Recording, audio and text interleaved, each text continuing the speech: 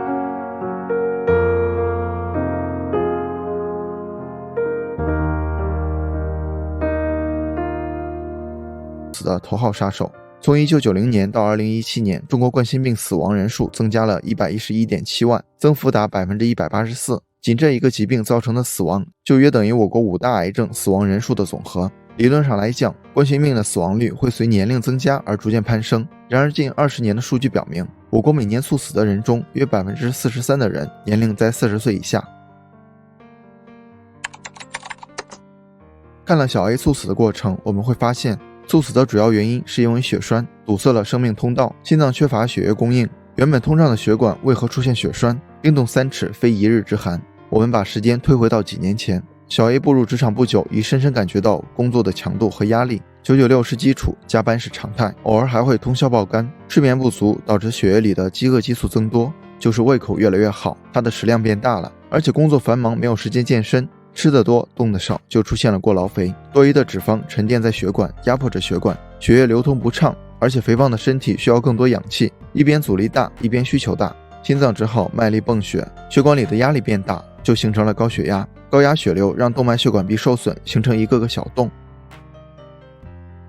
就像平坦的马路变得坑坑洼洼，这样的路车速慢一点倒也无所谓，但是它偏偏被低密度脂蛋白盯上了，它们往洞里一钻，慢慢堆积，变成一种叫过氧化脂质的有害物质，血管内壁就形成了一个个凸起来的斑块，原本就道路不畅，现在还多了这么多障碍物，另外车还越来越多，情况就十分危急了。又是一个连续15天的高强度熬夜加班，小 A 的身体已经疲惫不堪，情绪也变得紧张焦虑，在这种情况下，要维持身体机能，只有靠分泌大量的肾上腺素，而这让小 A 的身体血压升高，心率加快，血流提速和血压升高，致使血管内的斑块破裂，凝血因子就会过来抢修，最终斑块、凝血因子和血块堆在一起，形成了血栓，堵住了输送血液的生命通道。就这样，不幸的一幕发生了。